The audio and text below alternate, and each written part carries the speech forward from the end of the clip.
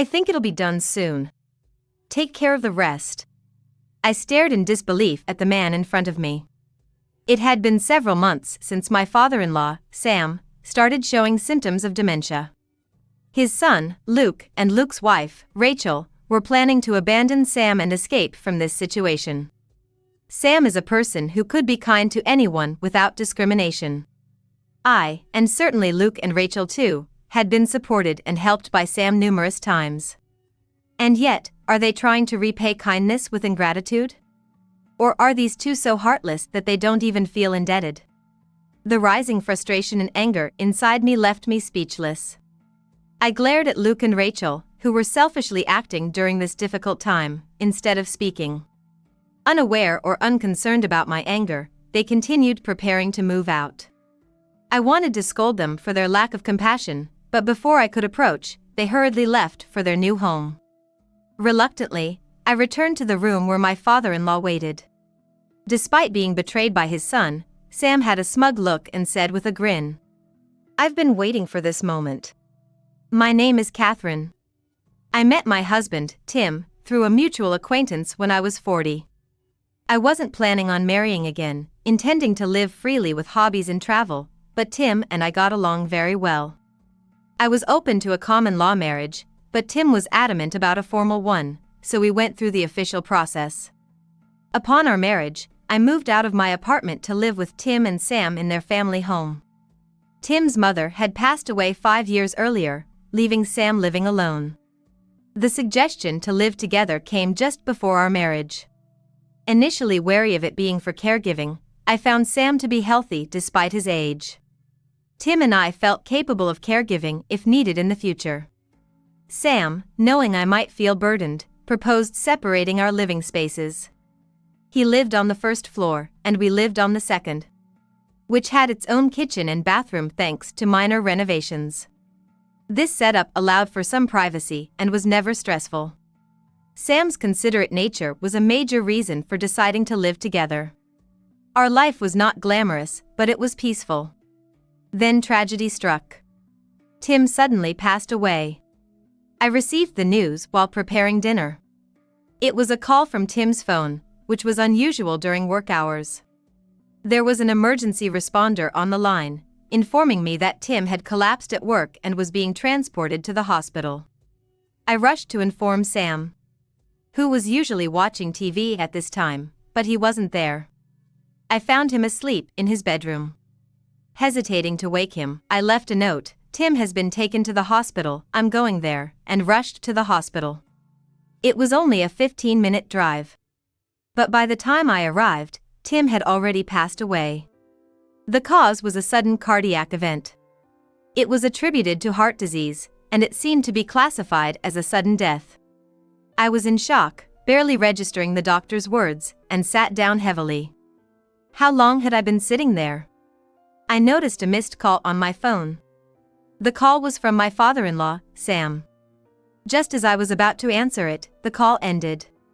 I managed to regain a bit of composure and decided to head home for the time being. Returning home, Sam was waiting at the entrance. I hurriedly parked the car and ran towards him. "About Tim." He looked pale. He was clutching his phone, worried about his son. I hesitated to tell him the truth. Inside, we sat down, and I managed to say, "Tim. He's passed away. It was sudden." I thought I should relay what the doctor had said, but I was so choked up that I couldn't find my voice. I was still struggling to accept the reality. Sam was shocked but didn't press me for more words, sensing my state. We parted for the night to gather our thoughts and planned to talk more the next day. Alone in my room, I couldn't sleep, grappling with the fact that I'd never see my beloved husband again. Sitting up in bed for a while, I realized it was already bright outside. It was 9 a.m. when I checked the clock. Thinking he'd be awake by this time, I headed to my father-in-law's room. As I entered the living room, I found him already sitting in a chair, drinking coffee. It seemed he hadn't slept either, his eyes red and swollen. I explained to him about Tim's passing and what the doctor had told me as best as I could remember. Sam listened with a troubled expression and finally let out a tear, saying, "A parent should never have to bury their child." Tim and Sam weren't particularly close, but they cared for and respected each other deeply. Tim's proposal to live together was likely to prevent his elderly father from feeling lonely. And Sam, not wanting to burden me, had hesitated to live with us, as I learned from Tim earlier. Prioritizing my feelings as his son's wife, Sam had always been a warm-hearted person after we started living together. Seeing such a father-son relationship up close, I felt a sharp pain in my heart for Sam, a grieving father. Although overwhelmed with grief, we had to proceed with the necessary arrangements as the bereaved family. We divided tasks like contacting relatives, arranging the funeral, and handling paperwork. After the funeral, Sam and I arrived at the house. Then, as my father-in-law started to say that he had something to discuss, I sat down in a chair in the living room. "Catherine, what are you planning to do now? Will you continue living in this house?" Now that Tim was gone, it was just the two of us. I sensed Sam's concern, giving me the freedom to live as I wished. But like Tim, I deeply respected Sam. "If it's not a bother, I'd like to keep living here. It's full of memories with Tim." "All right then, let's continue on together." Sam smiled warmly, his eyes crinkling. And so, our life as two began. The void left by Tim's absence would never be filled, but we managed to maintain a peaceful life. One Sunday morning, someone visited our house. Typically, Sam would answer since the entrance was on the first floor. That day was no different, but soon after, I heard Sam's agitated voice. Descending the stairs, I saw Tim's brother Luke and his wife Rachel standing with large bags. "What's all this about? And those bags?" "We're moving in here from today. Thought it'd be tough on you both," Luke said, stepping into the house as if it was the most natural thing. I greeted them and followed them into the living room. Sam, sitting opposite Luke, asked in a low voice, "What's this about moving all of a sudden?" I had only met Luke and Rachel a couple of times, at our wedding dinner and recently at Tim's funeral. Tim had once mentioned their distant relationship, saying they rarely visited since Sam started living alone. "Well, with Tim gone and Catherine alone to take care of you, I thought as your real son, I should help." I was surprised, having sensed their strained relationship. Sam didn't brighten up, but didn't turn them away either. "You could have at least given us a heads up. What do you think, Catherine?" Luke and Rachel planned to live with Sam on the first floor, which wouldn't be much of a burden on me. Though slightly uncomfortable with their sudden decision, I saw no reason to object. The change in Sam started about 3 months after we began living as a 4-person household. He started misplacing things, repeating the same conversations, and occasionally became irritable or withdrawn. And then, my father-in-law, who had always been calm, began to raise his voice like a different person and suddenly became sullen and stopped talking. Suspecting something, I searched online and found his symptoms matched dementia. The realization shook me. Sam, always healthy and gentle for his age, had changed so drastically. I closed my laptop, taking a deep breath. When I married Tim and decided to live together, I was prepared for eventual caregiving. But that was with Tim by my side.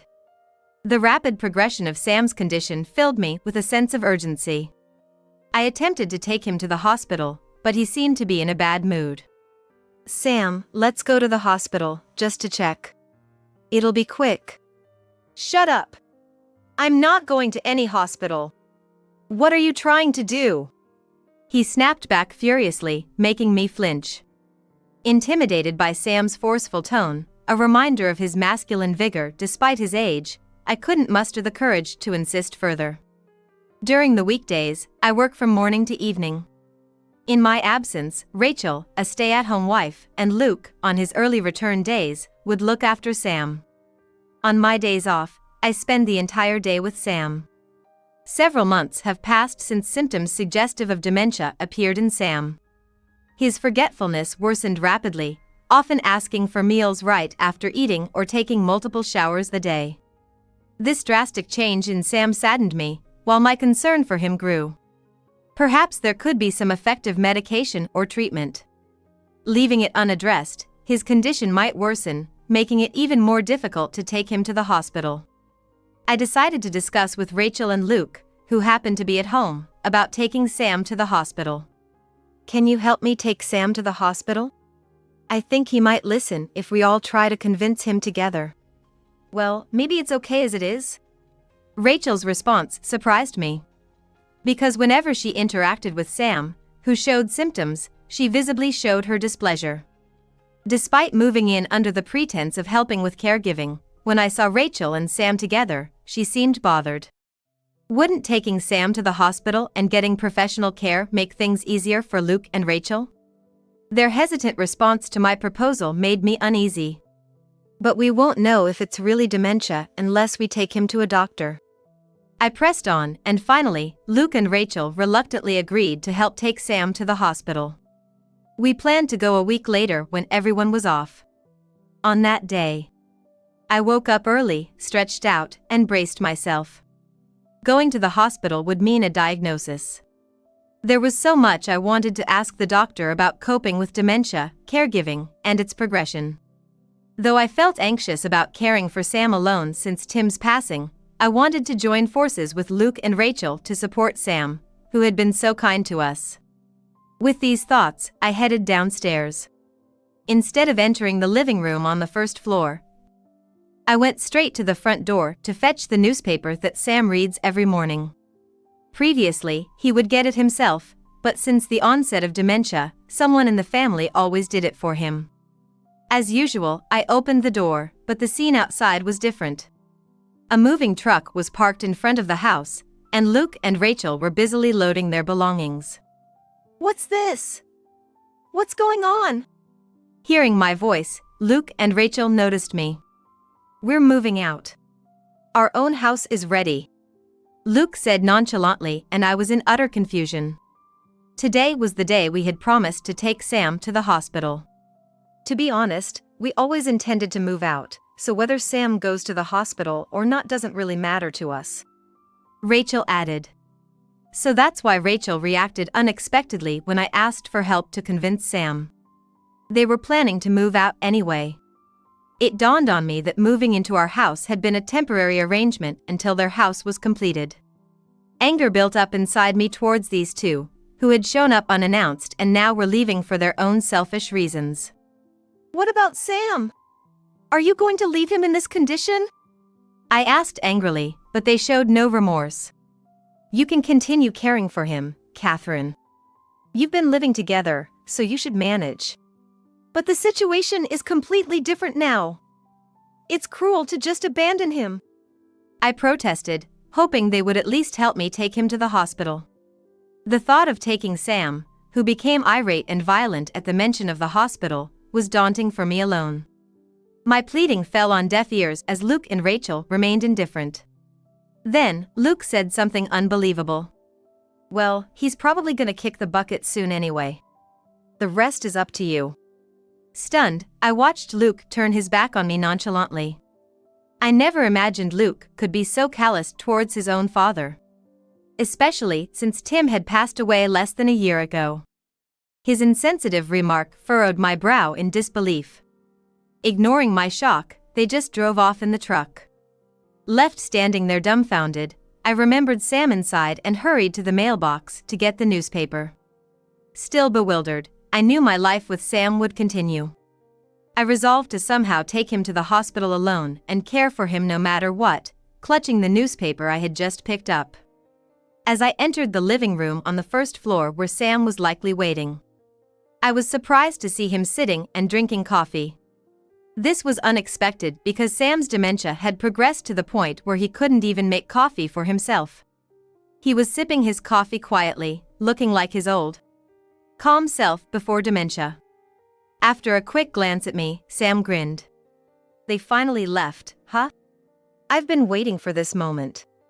Confused, I just stared at him. The more I observed, the more he seemed like his old self. He beckoned me to sit down in the living room, and I obediently took a seat. Sam then stood up and prepared a cup of coffee for me. "Thank you." Well, Sam, about. I stammered, unsure of what to say. Sam, observing my confused state, gave a mischievous smile. Sorry for all the trouble I've caused. How was my acting? Acting? I was utterly shocked. As I sat there stunned, Sam, smiling broadly, explained everything. It all started a few days after Tim's funeral. Luke had proposed to Sam to live together to prevent me, Tim's wife, from shouldering the caregiving responsibility. He and Rachel would take care of him instead. Concerned about me, Sam had agreed and moved in with them. However, Luke and Rachel claimed they had no money, so Sam ended up paying for their new home in full. He had planned to eventually tell me about this and hand over this house to me. But when Luke and Rachel moved in, Sam felt something was off. His suspicions were confirmed when he overheard a conversation between Luke and Rachel. Are you sure we won't get caught for leaving Sam and moving out? Of course. We'll live in our nice new house, and Sam's paid for it anyway. They had planned to make Sam pay for the new house and then find an excuse to live there alone. Sam was initially happy to live with his estranged son, but felt betrayed when he realized it was a deception. Just imagining it makes my heart ache, and I think it must have been even more painful for my father-in-law, who was directly involved. Despite his heartache, he still wanted to believe in his son. He pretended to have dementia, hoping to test their conscience. The result was disappointing. Rachel started to despise and mistreat Sam with his supposed dementia. And Luke, his own son, showed no concern or care. Sam had resisted going to the hospital, fearing his act would be uncovered. Overwhelmed with all this information, I realized that Luke and Rachel had cold-heartedly deceived Sam, who had been so kind to them. To my astonishment, Sam said, I won't show any mercy to those heartless two. No mercy? What are you planning to do? Well, you'll see soon enough. Sam replied, hinting at some plan, but I was clueless. I had braced myself for solo caregiving, believing Sam had dementia, so this revelation left me feeling relieved yet bewildered. Sam apologized repeatedly for deceiving me, even temporarily, and for the trouble he caused. The reality of having the kind and gentle Sam back was increasingly clear. I was relieved that he wasn't ill. The following days, showing no signs of dementia, we returned to the tranquil and quiet life we had before. 1 month after Luke and Rachel moved out, Sam and I were still living together, maintaining a good balance of support for each other. Sam used to cook for himself, but recently his legs had been giving him trouble, so I started cooking dinner and we ate together. Today, being off from my job, I went shopping at a nearby supermarket and was thinking about tonight's dinner menu. As I turned the last corner and my house came into view, I saw a group of people gathered in front. Could something have happened to Sam? I rushed home. To my surprise, the commotion was caused by Luke and Rachel arguing with Sam at the front door. Could they be moving back in? Seeing their large carry-on bags, a sinking feeling hit me. Their loud voices attracted the neighbors, who gathered around to see what was happening. Luke and Rachel, frantic and indifferent to the onlookers, were confronting Sam.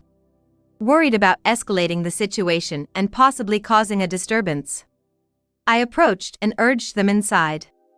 Ignoring my pleas, they continued their heated discussion, so I pushed them into the entrance and apologized to the neighbors before closing the door. Let's calm down and talk in the living room. Calm down? Are you even listening, Dad? What do you mean by this? But Luke and Rachel were too agitated to listen. Sam listened obediently to my words and walked into the living room. In the living room, Sam sat down while Luke and Rachel stood angrily in front of him. Sam, this is awful. How could you sell our house without telling us? We've been kicked out. That house was built with my money. You two never intended to live with me. Sam retorted and Luke and Rachel froze, shocked that Sam knew about their intentions. You're mistaken. We were just settling down and we're going to invite you to live with us, they said, desperately trying to justify themselves. Sam, unfazed, looked at them with disdain. He revealed that he had accidentally overheard them discussing their plan to make him pay for the house and then live there alone. Disgusted by their heartless behavior, Sam had pretended to have dementia to test their conscience, but their attitudes only confirmed his suspicions. Today you seemed fine, so was it all an act? You deceived us. As an apology, give us the money from selling the house. Rachel demanded outrageously.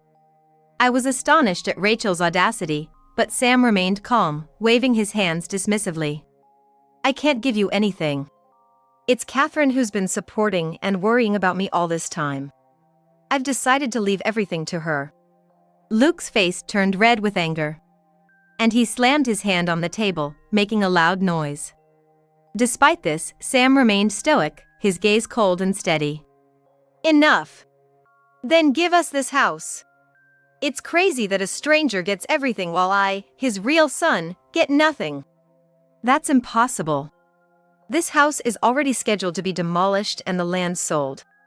Sensing Luke's disbelief, I added, The house is in my name. It was decided after consulting with Sam. Luke was taken aback by my sudden interjection. The house, originally under Tim's name, had been transferred to me after his death. Tim had insisted on a legal marriage so that I could smoothly inherit his assets. Something I hadn't anticipated at the time but was now grateful for. Realizing they had lost both the house and Sam's support, Luke and Rachel stood in stunned silence. Family isn't just about blood. It's about caring and honesty, something you two have failed at. There's nothing left to say to you. Please leave. Sam said, his voice firm and resolute. In an uncharacteristically cold voice, my usually gentle father-in-law, Sam, delivered a final blow to the stunned Luke and Rachel. The two of them, previously so enraged, seemed to vanish into thin air. They shuffled down the hallway to the front door, and then I heard the door close with a thud.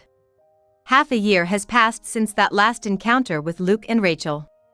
I'm about to lock the door of my new apartment and head to my job. The house was raised and put up for sale, and Sam decided to move into a facility. He proposed this soon after Luke and Rachel left. Approaching 80, Sam is still relatively healthy for his age, but he's aware that his abilities are waning. He probably disliked the idea of burdening me with his care. Despite my insistence that he shouldn't worry about me, Sam seemed resolute in his decision. He still has savings, enough to cover the cost of the nursing home, so he expressed his wish to move there. We discussed it for a while, but considering the possibility of trouble occurring while I'm at work, I reluctantly agreed to his proposal. Fortunately, the nursing home Sam is moving into is near my workplace. Visiting him for about an hour after work has become my daily routine. Hi, Sam, how are you today? Hello, Catherine. I'm doing well, and you look great too. He now walks with a cane and seems much smaller than before, bent over with age. But his voice and complexion appear healthy, and I am relieved. As we chat in the meeting room, other residents pass by and greet Sam, who seems to have become quite popular in the home. Since then, I've received several calls from Luke and Rachel, begging for money. It seems their dream home has become a distant fantasy, and they are struggling in a small, old rental house. Their pleas, desperate and faint, find no sympathy in me. My consistent refusal eventually led to the cessation of their calls. Now, I look forward to my visits to the nursing home and enjoy my peaceful life in my beautiful apartment. I sincerely hope these days continue.